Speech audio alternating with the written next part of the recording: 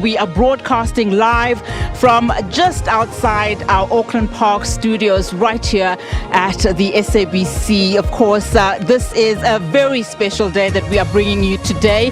We are still celebrating and marking 75 years since the existence of the SABC news service.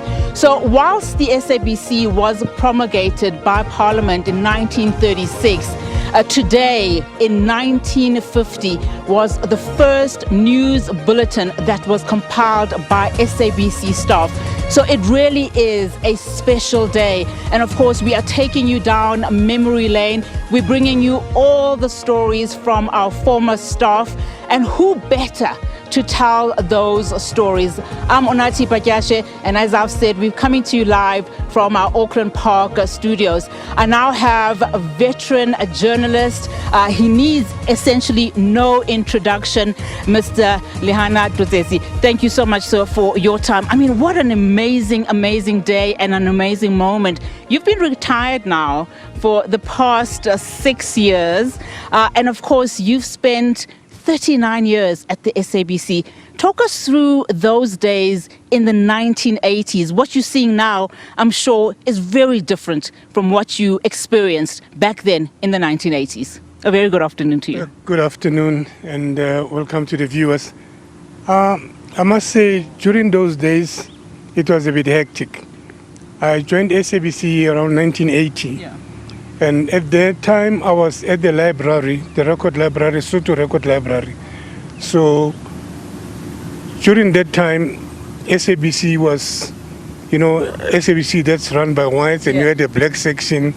Because for once I can remember that we had a different reception from whites. Yeah. So our reception was called a Bantu on Funks.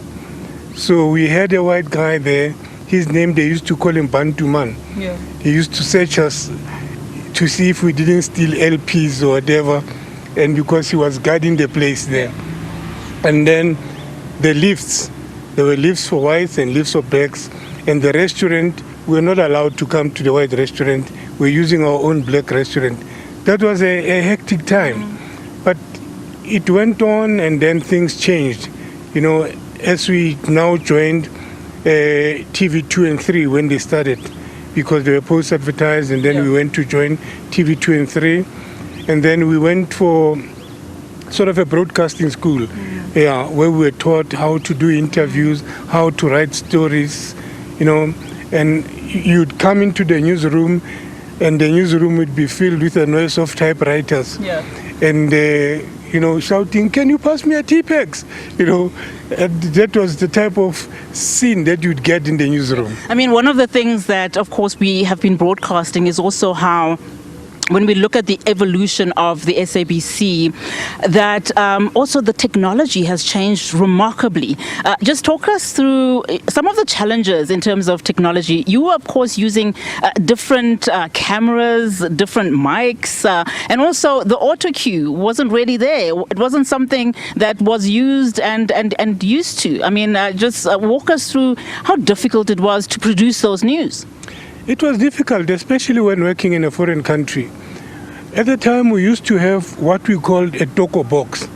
A toko box was like a satellite. So you needed to get that satellite so that you can, be able to transmit your news. But what we did, you needed to have a high building so that you climb up that building and go and put that box over there, and then that box will be able to make you to transmit your news. But it was difficult because even the cameras, they were heavy. Guys were carrying a beta cam and whatever, and it was really hectic. Yeah. I want to go back to the time, of course. So you started in 1980. Around about 91, 92, something very interesting, in fact, was happening in the country. At that time, you were a correspondent in the UK. But walk us through politically. What was the environment in South Africa, and especially your role, essentially, during that time? Yeah, when I arrived in the UK 92, I left South Africa 91, December, then I arrived in the UK. Well, during that time, you could see that people were getting excited knowing that, President Mandela is going to be out and we're going to have new elections. And come election time, it was just unbelievable how happy South Africans were. Because even myself, I couldn't believe standing in front of the Trafalgar House, which used to be a place of protest, but now it was a place which was ushering in democracy. Yeah.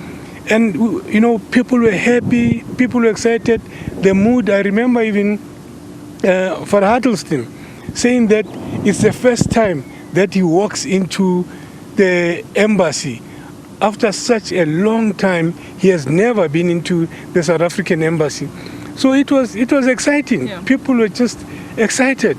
And I was one of them. I was excited by the fact that we ushering in a new democracy, and it was now the end of apartheid. But before then, we had to go out, firstly, with de Klerk. We went to about nine countries in Europe, where he was going to, tell the leaders of those countries about the changes which are going to take place in South Africa. Yeah. So, and then we also had an opportunity before that to interview the rebel guy in Angola, Jonas Savimbi. He was a medical doctor, but he was a rebel guy, and he was fighting the then government of Angola. So we went there, we did an interview with him, and then after an interview, guys decided that we should now go back home. And, others were saying, but let's spend the night over, and then said, no, we decided we're leaving. Okay, the pilot got everything ready. We were told to pack our bags and into the flight. Just as we got into the flight, and then, of course, it took off. We were mid-air. Then we had a loud bang. I was sitting on the window on the right, and I could see it was a DC-10 chartered plane by the Americans. I could see the engine disintegrating on my right, and now the plane was coming down this way. I must say we were crying in different languages as it was going down. And then it went down, it hit, along the way it was hit, the wings were hitting the trees, and then eventually it hit a big tree, which it stopped. I think I must leave it there. I mean, so it's fascinating stuff. You survived essentially in the line of duty, a plane crash. So you've just described, of course, your time as a correspondent also on the African continent. Just recently, South Africa, of course, was part of a peacekeeping mission in the DRC, part of MONUSCO and SADC. And we saw, of course, the volatility in that area. You also did some work in Goma, am I correct? Just take us through those moments and your kind of reporting during that time. We went to Goma. Firstly, we started staying in Kinshasa. We were covering elections. Yeah. And then we went to be stationed in Goma with my colleagues, Tulo, and the other colleagues. So whilst we were there, it became a very, very, very tense situation that we are there. But before then, I decided that, no, I need to get to speak to the rebel guy. After we had, interviews with Kabila and all that, But staying in Goma, it was a little bit quiet at the time. But the most interesting thing was interviewing the rebel leader, Laurent Nkunda. We went to a bush where he was. It took us almost about 1.5 hours to go there. And we had to do an interview. I mean, there was a building in front of us with bullet holes and all that. And we thought he'd come from the building. Then he came from the bush behind us and coming straight to me, calling me by name. It was a bit scary. Yep. And then we did an interview. And amongst the questions that we were supposed to ask was, you're using children as soldiers, giving them drugs.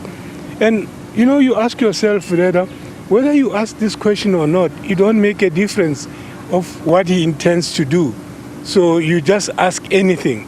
But through God's grace, and then we went, after the interview, we went back to Goma and we transmitted the story to South Africa. Yeah. I mean, you walked into this building, Ntate Lehana, and of course you saw the reception that you received from SABC employees, mostly of course journalists who really pride themselves for having come from, people of your stature and your ilk. You've really motivated them. When you look at the kind of reporting and the evolution in as far as reporting by the SABC, of course, we know that the history coming from state broadcaster to now public broadcaster was important. The integrity of the SABC's independence was also sacrosanct. Speak to us about, your reflections about where we are now as the SABC. I think compared to what happened in the past, because, there was a suppression, you couldn't say this, you couldn't say that. For example, you were not allowed to call the ANC the ANC. You were allowed to call it a terrorist organization because if you say ANC, then, the news editor will be mad with you. But what we see now, I think we've gone a long way. And South Africa should be happy of what we see from SABC. And the role that the journalists are playing, it's quite important because now there's no hidden news or what. We're getting everything at face value, which is quite nice compared to what happened in the past. And I want us to continue more a little bit later on in terms of just the road to that independence and that integrity and what it really took and what it really cost. And also just a message to some of those young journalists that really came after you, and of course myself included. But I want to take our viewers now to just some of the inserts that we have for you as we mark the 75-year anniversary for the SABC. Of course, we've been speaking to some of our colleagues also in the regions.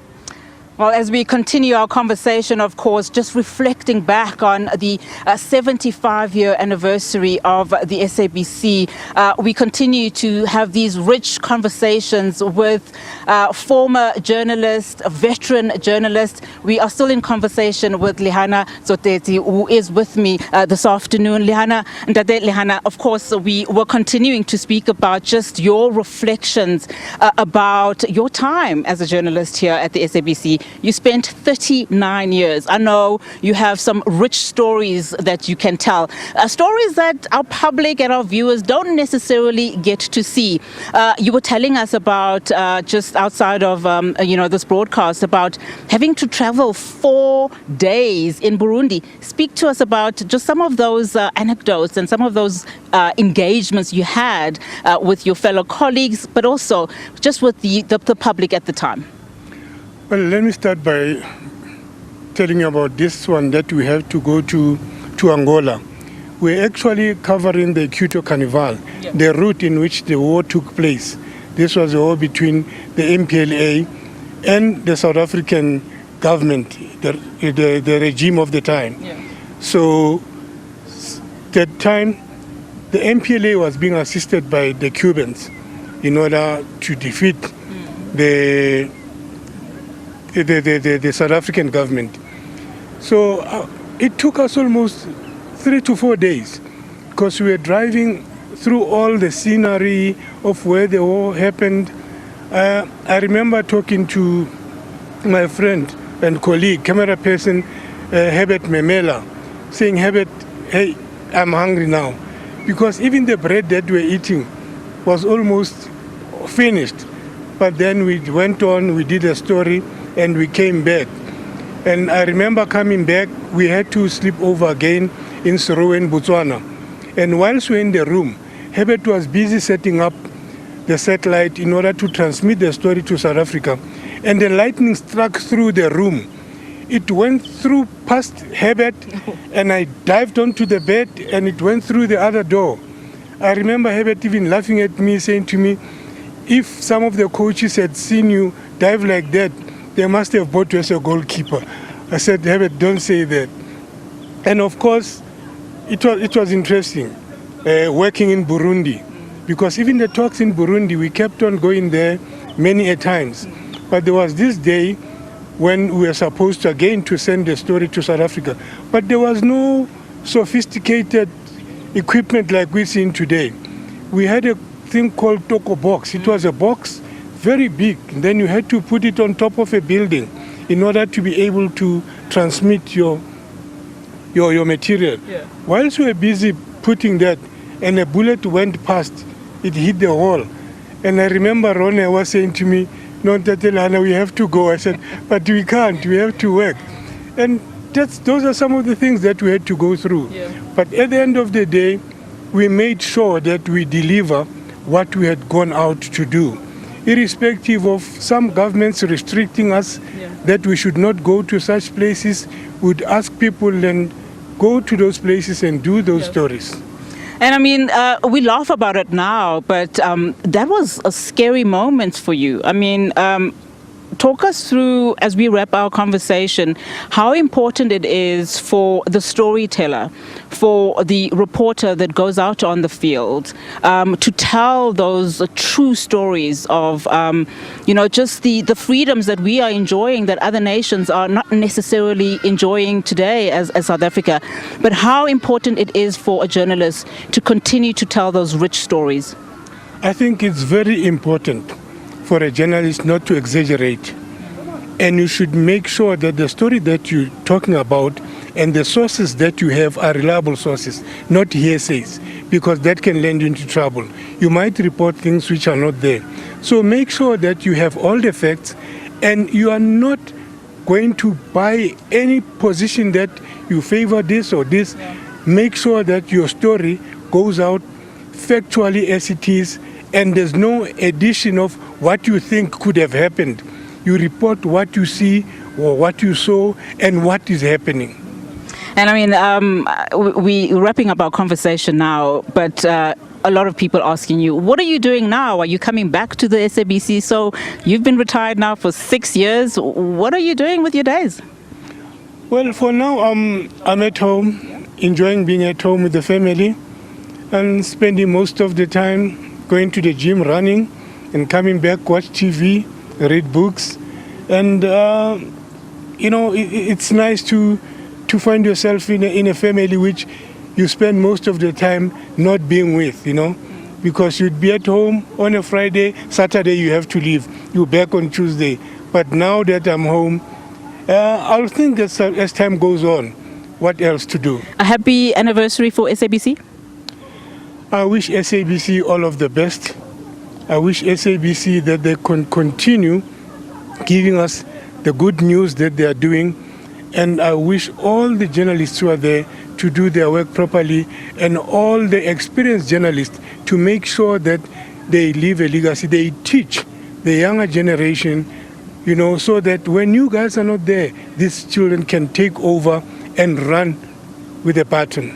Tate Lehana, thank you so much for that. Of course, those wise and valuable words there coming out from a veteran journalist, retired and former correspondent of the SABC, Tate Lehana Tsotetsi. Of course, we are broadcasting right here outside, in fact, the SABC Auckland Park studios. We've been reflecting, we've been looking at the 75-year journey of the SABC. Of course, whilst the SABC was promulgated in the 1930s in Parliament, it was on this day, on the 17th of July 1950, that in fact, for the very first time, SABC staff produced their own news, and that is why we are celebrating today, of course, starting off in radio.